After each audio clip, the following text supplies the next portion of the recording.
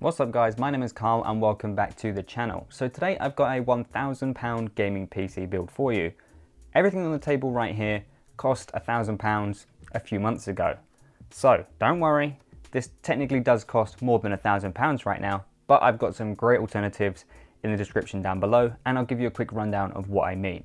So instead of this 500 gig NVMe SSD and the 2TB hard drive we've got, you could always just get a 1TB 660p from Intel and save a little bit of money there. You could also get a 240 gig SSD instead of this 500 gig one and then save a bit of money there.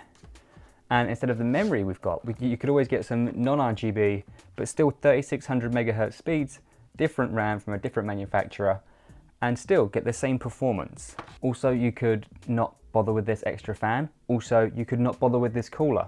So if you wanted to, you could cut off probably another £100 and bring this £1,100 cost a lot closer to £1,000. Or even check the description down below and I'll have some alternatives for maybe a cheaper power supply or a cheaper graphics card, just so you can hit that price point or even under it. Right, so now I've got that out of the way and I know I'll be getting comments down below regardless.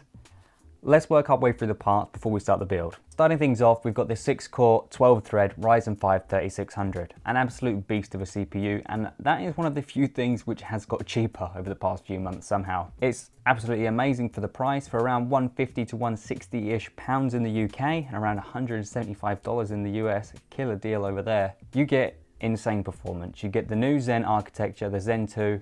You get increased IPC. It's on that 7nm manufacturing process, so it's just so much more efficient as well. Really, really good CPU and amazing for the price. To go with that, we've got the ROG Strix B450F gaming motherboard. We could go with a Tomahawk motherboard. Again, you'll see that on screen, so you know what I'm on about. We could go with that motherboard as it is potentially cheaper, but at the end of the day, this ASUS model looks pretty good as well. And it has a few nice little creature comforts that I like the integrated IO shield, a little bit more RGB on show, and a little bit more just kind of blingy in general. Big shout out to Kingston. They sent over this A2500 500 gig SSD, and they also provided the RAM for this build as well. I did already buy that Patriot one, but they sent it out, and to be honest, the Fury looks better, so I decided to use that. The RAM we have, I believe, is C17 with 3600 megahertz speeds, I believe. I'll have to double check that later. And I believe that it is the cheaper RGB RAM that Kingston have to offer. Again, in the description down below, we'll have some alternatives. I mentioned earlier, you technically don't even need a cooler because the Ryzen 5 includes one. But by going with the Hyper 212 RGB Black Edition, what we do get is a quieter CPU and generally a quieter system. We get a better looking CPU cooler. We also get better thermals and even better overclocking ability because it is that much bigger compared to what you get in the box.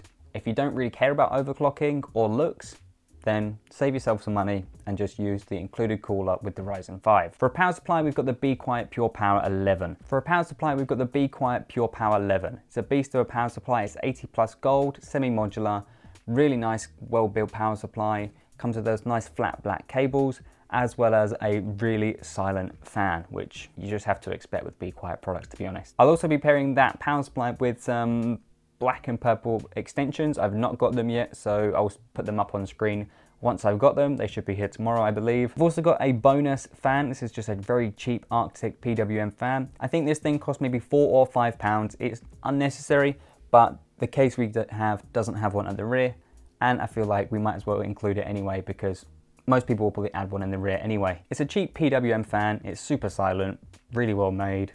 And to be honest, I can't fault Arctic there. Then for the GPU, we have the PowerColor Red Devil 5700 XT. This thing is an absolute monster. The 5700 XT was plagued with a few issues. Several months ago, it had a few issues with drivers, but in the past month or two, I believe AMD have managed to sort all of those out. And now it's a lot easier to recommend the 5700 XT.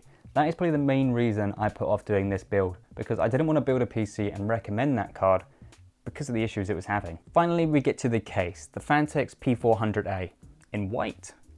This is the digital version, so the 3 fans at the front are all ARGB. We get no fan in the rear, hence why the Arctic fan is here.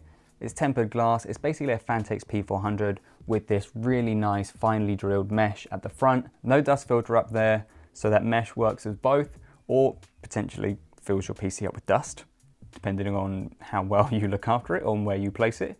Overall though, it's a really well built case, because this time we'll be focusing more about the building of the PC, and then in the next video I'll be benchmarking this thing and seeing just how well it performs at this price.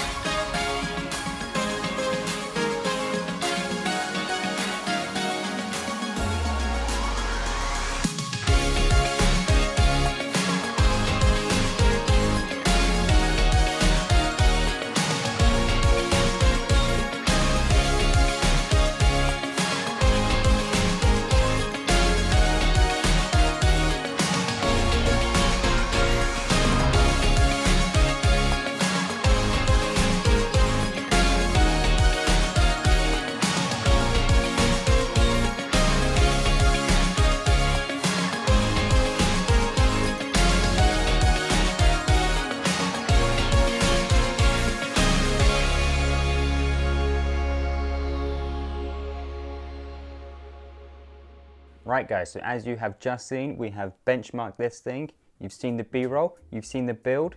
You are hopefully happy with how everything looks and how everything has turned out. You may have noticed a few things. I'm wearing a hat, my hair looks awful. It's been about 2 or 3 weeks since I actually started this build, and now I'm actually finally getting around to benchmarking it. I am back at work, so that's kind of taken a play into things. But the biggest issue was the AMD dropped support for B450 and upgrading in the future, which to me really kind of made me want to put off this video entirely. I thought, well, I don't really want to recommend a B450 motherboard right now when new B550 boards are coming out, and it's going to make this one completely irrelevant. Thankfully, AMD went back on themselves, and fortunately B450 will still be supported for the next upcoming Ryzen CPUs, so I can recommend this right now. Again, I would probably say if you're watching this in the future after June, buy a B550 board because they're going to be around the same price and you're just going to get more longevity out of it, so do bear that in mind. You could probably get a B550 ROG Strix-F Gaming in about a few months time. That's just a guess. I don't even know what product names they have. I'm just assuming that's probably what Asus are gonna call it. But more importantly, let's get back to this PC right here. So I think it's actually now officially £1,060 you can build this for, excluding the bonus fan and some cable extensions. That is how much this thing costs. So do bear that in mind. This is basically a £1,000 gaming PC again, providing nothing else happens to affect these prices. So let's get back to the PC, and I'm going to bring you guys along for some kind of real life benchmarking or real life performance, so you can see as I was going to try and play Modern Warfare. I've got a 25 gig download, so we'll see how that goes. That might take some time, especially with my internet. So I'm going to probably look at playing Apex Legends. I'm not going to be playing Fortnite because I know this PC can play Fortnite. You can get Fortnite to run well at 1080p, like competitive settings, for like £200 or £300. So if you're thinking about building this just to play Fortnite, you can spend a lot less. If you want to play Fortnite at high settings, this will do that as well. I don't even have to play it. I already know. So don't ask me in the comments if it can play Fortnite, because it can, okay? You've been told. So you've seen the benchmarks we've already got. We've got games like Assassin's Creed, Shadow of the Tomb Raider, CSGO, F1 2019, and Far Cry New Dawn. This thing is pumping out well in excess of 100 frames per second in some of those games at 1080p, with Assassin's Creed being the hardest one to run because it's such a massive open world experience. And at 1440p, with F1, CSGO, and Far Cry, we're hitting around the 80 to 100 FPS mark quite comfortably. And this is with everything at the absolute highest ultra settings. So if you want to hit maybe just that little bit more, yeah, aiming for that 120 Hertz in say F1 2019 at 1440p, just drop down their settings to maybe from ultra high to high, and you will hit that, no problem. Right, so let's jump into some gaming. I'm going to try out Apex Legends, and then I was hoping to play Modern Warfare Warzone. And also we'll probably try some Battlefield 5 as well, because that's a great looking game, and I feel like this kind of PC will make that thing absolutely pop. So let's jump into it. Right guys, so we are dropping into Apex Legends now. We're sitting around 98 FPS with 100% everything. We're sitting around 100 to 98 FPS with everything set to complete and absolute ultra settings. It'll be interesting to see what we hit once we actually land. So we're hovering around 100 to 120 FPS. Not bad, to be honest. So everything, yeah, is set to absolute ultra settings. I can prove that. There you go, 2560 by 1440. Everything turned up to the max. Other than maybe spot shadow detail, we can turn that on. No difference. So inside we're getting around 130 FPS. Overall, pretty good. And if obviously, if you want to play 1080p, you can expect to hit 100 FPS, 1440p, ultra settings. Apex Legends has a cap of, I believe, 144 FPS anyway, so yeah, we're pretty much hitting that. And if you want to hit that, just drop it down to 1080p and you will hit that no problem. Oh, I'll get that light mag. Sick. I'll be honest, I've never really played a lot of Apex Legends, but at 1440p ultra settings, this game looks pretty good, I'll be honest.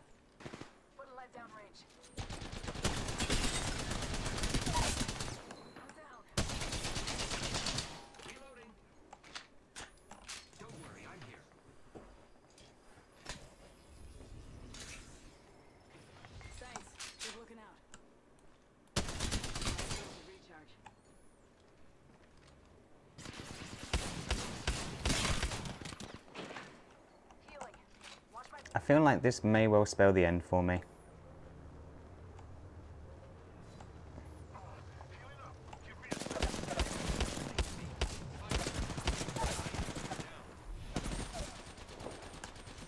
Come on.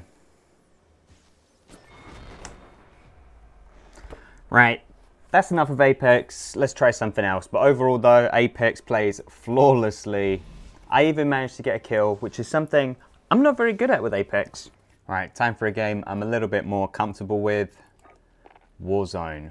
So, one thing to remember with Warzone, if you do play this game, look at that RAM usage. We are sat in the menus and we are using 12 gig of RAM. So it's a good job we've got 16 gigs because, well, this game is pretty much unplayable without it. Right. Oh yeah, whilst we're here, options, graphics. Where are we? All the way down, everything's set to high, far, extra, whatever. Let's jump into a game and see what kind of FPS we're getting. Right, so just playing in the kind of pre-loading area. What are we seeing? Ignore that one. So in this kind of little pre-warm-up area, we're sitting around 70 to 90 FPS. Let's see how we do in the game. So dropping in, we're seeing about 100 FPS at 1440p, ultra settings. Oh, let's see if we can get that.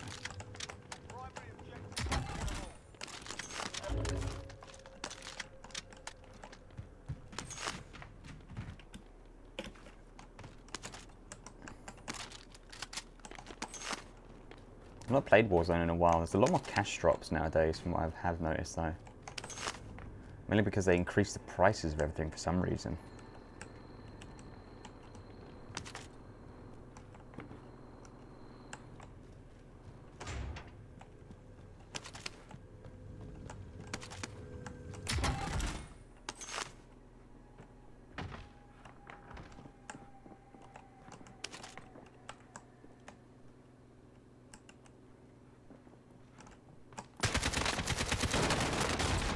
Oh, you have to be kidding me.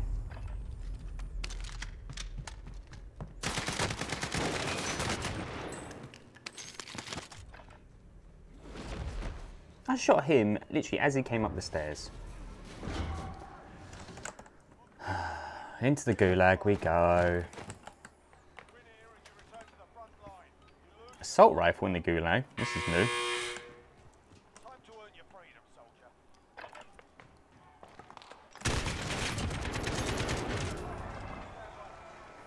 Come on. Let's try dropping in again. Look at that RAM usage though. We're sitting nearly 15 gigabytes of RAM.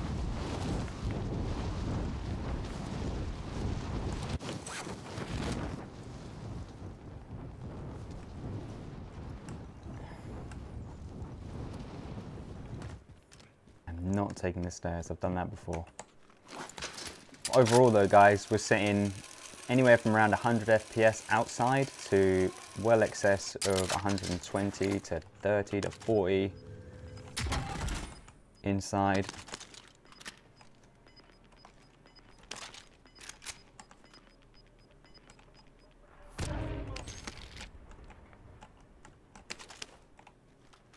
But even all the way up here, way on top of the buildings, 89 FPS, 1440p. Ultra high settings. Again, if you want to get even higher settings at 1440p, just drop them down a little bit. Just drop that down a little bit to get higher FPS. Or if you want to hit those high frame rates, just drop it down to 1080p and you can absolutely crush this game with this setup.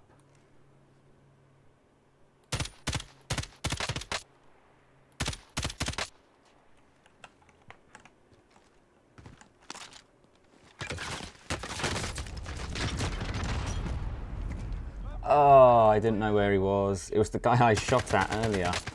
Anyway, guys. Absolutely crushed it. 65th. Did really well there. Okay guys, so you've seen the parts that went into this PC, you've seen the build, you've seen the benchmarks, you've seen some live gameplay, and now it's time to conclude what I think of this PC. Overall, we said at the beginning that you could probably build a cheaper PC and pretty much get the exact same performance. But will it look as good as this one? Probably not. We spent a little bit more on cooling, so that Hyper 212 adds another 30 to 40 pounds.